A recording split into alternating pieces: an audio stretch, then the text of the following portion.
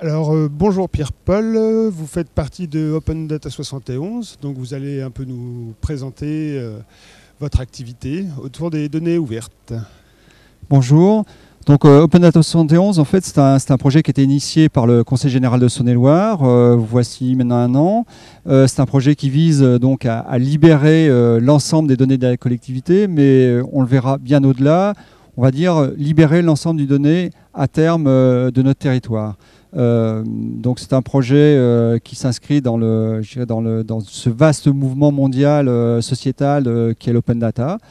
Open Data 71, voilà, c'est comment s'approprier en Saône-et-Loire l'Open Data.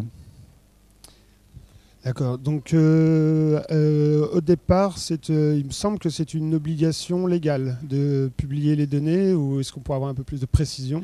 Alors non, c'est pas une obligation légale. En fait, la publication des données, la communication des données, effectivement, est une obligation depuis 1978, mais donc tout un chacun peut aller voir sa collectivité, son administration et lui demander des informations.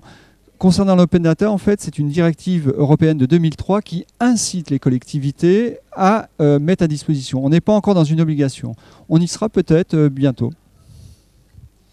Et donc, vous ouvrez des jeux de données, mais quels en sont, par exemple, les usages que vous avez ? Parce que vous êtes parmi les départements en France qui ont eu le plus le plus tôt ouvert un certain nombre de données. Et vous devez avoir des applications maintenant concrètes. Alors, en ce qui concerne les données de la Saône-et-Loire, en fait, elles répondent à deux enjeux. D'abord, un enjeu de démocratie, puisqu'on a mis l'ensemble de données liées à l'activité de la Saône-et-Loire. Quelque part, c'est de dire où va l'argent du contribuable. Donc, l'ensemble des données de transparence, en fait, sont mises à disposition du citoyen. Donc, premier enjeu auquel répond l'ouverture de ces données. Le deuxième enjeu, c'est un enjeu effectivement socio-économique, potentiellement avec les données du département de la Saône-et-Loire, que ce soit les données de la collectivité, mais demain des données du privé, voire des données du citoyen, on peut imaginer qu'il y ait des nouveaux services qui émergent. Au travers d'un concours qu'on vient de lancer, en fait, il y a 15 applications qui ont été créées, notamment au travers du tourisme, au travers relative on a une application sur les réseaux sociaux, on a des applications sur les balades vertes, on a des applications sur comment se loger en Saône-et-Loire, on a une application sur où trouver un moyen de transport en Saône-et-Loire. Donc on voit qu'il y a des nouveaux services, en fait, qui, grâce aux données qui ont été libérées, sont en train d'émerger. Les modèles économiques restent encore à trouver, mais on est dans la bonne direction. Et quels ont été les freins de l'ouverture des données ? Parce qu'on imagine facilement que c'est pas forcément simple. Et quelles difficultés vous avez pu rencontrer pour cette ouverture ? Alors, paradoxalement, en fait, les freins, je dirais, qui sont le plus souvent avancés, c'est un frein politique. Attention, quelles données vous allez mettre ? Nous, la chance qu'on avait en Saône-et-Loire, c'est qu'il y avait une forte volonté politique d'ouvrir ces données. Derrière, les problèmes qu'on a pu rencontrer, c'est des problèmes de format, c'est peut-être plus à la limite des problèmes techniques, de mise à jour. Par exemple, si on prend les données du tourisme, il faut qu'elles soient mises à jour au quotidien. Donc il faut qu'on mette en place, je dirais, les automates qui vont bien. Aujourd'hui, en Saône-et-Loire en tout cas, il n'y a pas de frein particulier au-delà des freins qu'on peut rencontrer, des freins techniques, on va dire, pour la mise à disposition. Et quelles sont vos perspectives d'avenir, les domaines dans lesquels vous aimeriez avancer un petit peu plus ? Alors, aujourd'hui, Open Data 71 est relativement connu au niveau national. Ça fait 6 mois qu'on arpente les séminaires, les conférences, mais ce qu'on souhaiterait, c'est surtout que le Saône-et-Loirien s'en empare et qu'il y ait vraiment quelque chose que le Saône-et-Loirien il retrouve ses petits.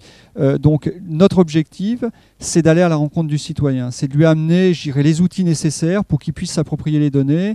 On a parlé de transparence, qu'il puisse interpréter ce qu'est vraiment la transparence. Donc notre objectif, c'est d'aller à sa rencontre rencontre, c'est d'aller également, je dirais, à la rencontre de l'ensemble des producteurs de la Saône-et-Loire de données pour leur dire, mais venez, mettez vos données sur notre plateforme.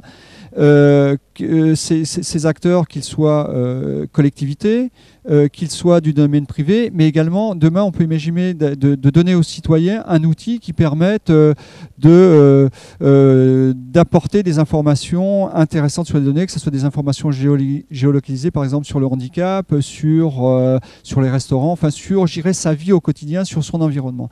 L'objectif, c'est bien de resituer les besoins du citoyen au travers, je dirais, au travers de ces données. L'open data est un projet très transversal, c'est un projet politique, c'est évident, c'est un projet économique, c'est un projet techno, c'est un projet qui est en pleine construction, c'est un projet on invente un peu en marchant, on est sur un mouvement sociétal.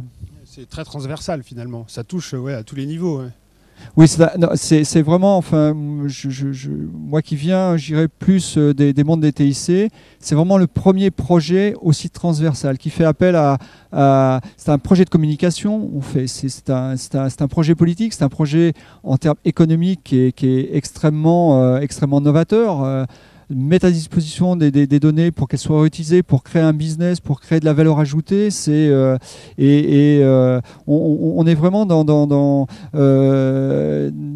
on a parlé effectivement en termes de transversalité, les données de la Saône-et-Loire, enfin les données de notre collectivité ne suffiront pas elles-mêmes. Il va falloir que, je dirais, l'ensemble de la population de Saône-et-Loire, en fait, je dirais à la limite, amène ces données, qu'elles soient entreprises, citoyens, et c'est ça qui va faire la richesse en fait de l'open data en Saône-et-Loire. Pierre-Paul, je vous remercie et à bientôt. Merci beaucoup et j'espère une prochaine fois.